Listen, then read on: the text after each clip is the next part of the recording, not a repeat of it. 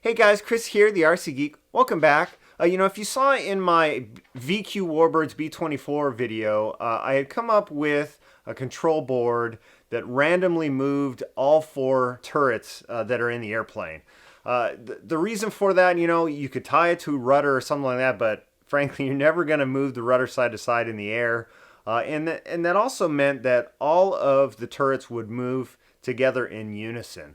So I came up with the idea. I wanted to randomly move all four of those servos, and with the help of a friend, we designed a random servo motion generator. Uses a microprocessor that will randomly move two servos independently, and it's got some control functions and programming functions that you can do. So I wanted to make a video to show you guys what this is all about and show you some of the features as well. Now, as mentioned, it will randomly move two servos independently. So in the case of my B24, I have two control boards in there, so that way I can move all four servos independently.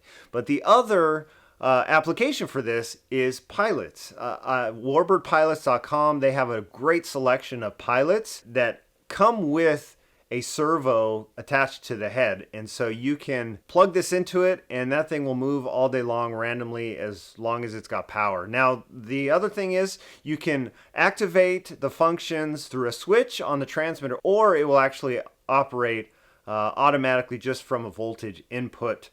So it automatically detects if there's a PWM signal or not, and so from there it then knows whether it should activate from a switch or if it just has power input coming in. So let's show you guys up close how this works. I'll show you how the B24 turrets are installed.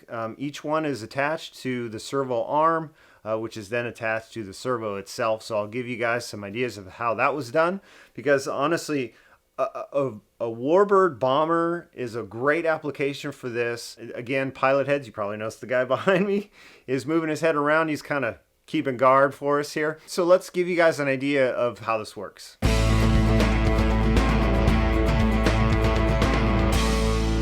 right, so what we have here, guys, we've got the board, the ever important sticker that comes with each one, and then we've got the instructions or write-up that kind of tells you, how this thing works. So the important things to note on the board, we have three potentiometers here, okay? So we have frequency, position, and rate. And so what this frequency potentiometer does, it allows you to adjust how often the servo will move.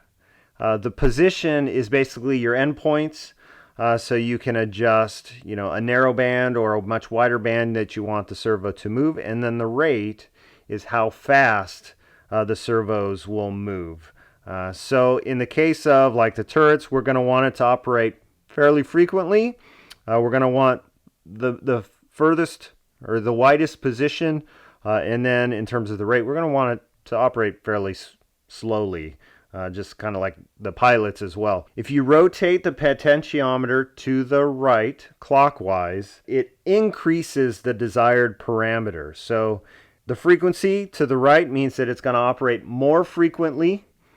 The position to the right means that it's going to open up the position. To the left, it's going to reduce the band. Same thing with the rate.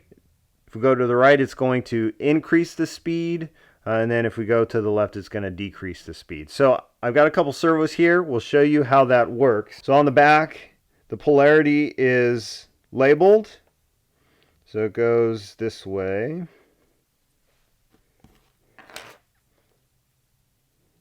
All right, so we've got two servos here. We're just running a 6-volt receiver pack. All right, so we've got it plugged in. So right now everything is centered. All right, and so now what I want is I want these to operate more frequently. So I'm going to twist this to the right. I want to open up the position, right? So it uses the full endpoints on the servo. So I'm going to twist that to the right, and then I'm going to reduce the speed of the servo, so all the way to the left. All right, and so you can see now that these servos are both moving independently and separate to each other. Okay, so that's in terms of the programming side of things. Now, I'll grab a transmitter and a receiver, and I'll show you how you can operate it through a receiver next.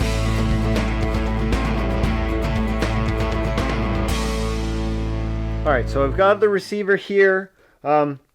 You can plug this into any of the channels. However, you don't want to plug it into the primary channels because it's not going to get the PWM signal that it needs.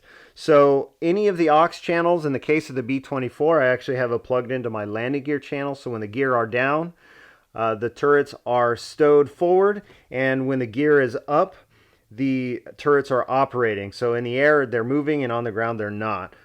In the case here, I'm going to put this into aux 4, which is right here. Okay, so now let me plug in the battery. All right, so now don't see anything really happening here. So now I'm going to go into the servo menu, and for aux 4, I'm going to reverse the channel. So now you can see it's operating. So if you plug it into one of your aux channels and you find that it's not operating, go in and reverse that channel, and that should get it going. And what that means is every time you turn the radio on, these are going to operate randomly on their own. Now, if you want it to be turned on and off by a switch, then you have to go in and assign a switch to that channel. I've got the flap switch already tied to aux 1 on here, so I'm going to actually plug that into that channel. All right, and so the default on the Spectrum, this is your flap switch here. And so now I'm going to hit this switch. Right now they're in a stowed forward position. I'm going to hit this switch, and we'll give it a minute. And now these servos are going to operate on their own. And when I hit this switch again, they're going to stow forward and stay there. All right, so you see them rotate. All right, so now I'm going to hit it again. They should operate here in a minute. And there they go.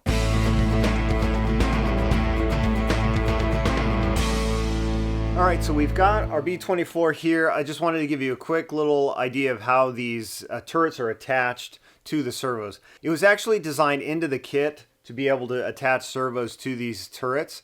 And so it ended up being really simple, but I'll pull the top hatch off here.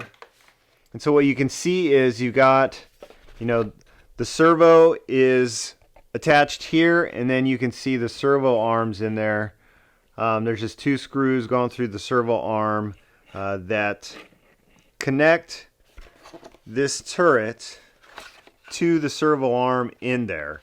And that's really it. Now the difference is, in this case, we had access to the bottom of the turret. So we could come in here and screw these screws into the base of the turret through the servo arm. So this ended up being pretty simple because there was access underneath. Unfortunately, not so much on the front turret. In this case, the servo arm is actually screwed to the base of the turret first, and then it's popped onto the spline of the servo, and then it's actually tightened down. I dremeled a hole in here so that way I could tighten down the servo through the turret. Now, when you set it this way, I do recommend powering the system on. When the servo board is initialized and it's in the off position, it will stow the servos in the forward position. Really simple. Again, the kit was set up to do this from the get-go, which was really cool. But this is a very simple way to operate turrets on other models as well. Let's give you guys an idea of how this works now. All right, so the way that I have these set up, as I mentioned earlier, I have these on my retract switch, which is right here. So that way, when the airplane is in the air, the turrets are operating when the gear are up, and then when the gear are down, so when it's taxiing, all that, the turrets are not functioning. I have 4 total turrets in the airplane.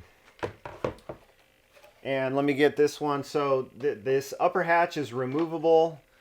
So I've got the servo extension here. So let me put this on. But as soon as I flip my retract switch, all right, gear goes up, and now you've got turrets operating all around the airplane.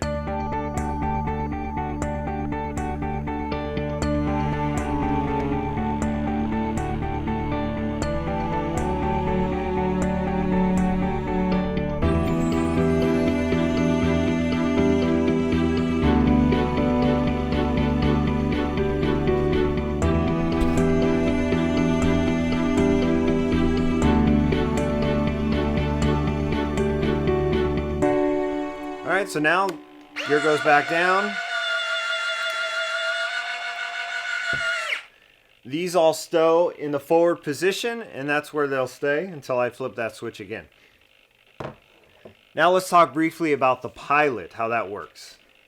Okay, so in the case of the pilot, this is a pilot from warbirdpilots.com. I picked him up for a T6 kit that I plan to build. And so he came set up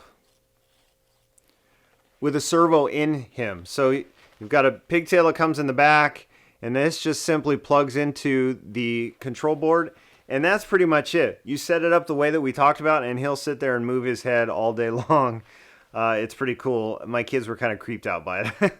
But that's mostly it. Now, if you're going to modify a resin cast pilot or some commercial off-the-shelf pilot, that is easy enough to do. You just simply have to embed a servo into it right at the head, and then you can glue the head onto the servo arm, one of those rotary arms, or something like that. Nothing too difficult. The hardest part is probably just getting the servo in there. Once it's in there, it's really not too big of an issue.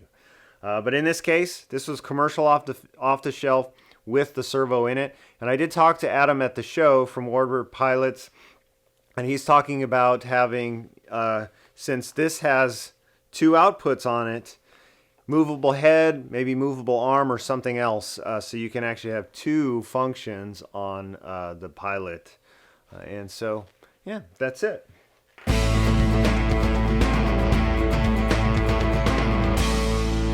Alright guys, there we have the random servo motion generator for you. I really hope that you like it. It's available at thercgeek.com/RSMG.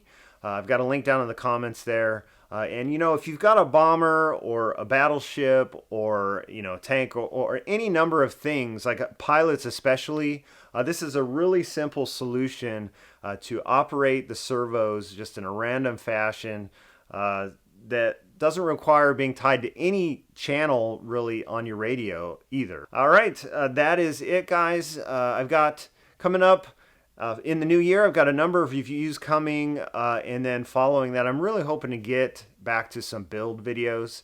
I've been kind of missing that traditional building because the last year plus, we've been doing a lot of reviews, been doing a lot of foam refinishing, and I'm really looking forward to getting back to some fiberglass building, as well as some balsa and foam. I mean, that's where I started, and I really want to show you guys how to do that kind of building. So looking forward to next year, and hope you guys will follow along with me. So that's it. Until next time, I'll see you at the field.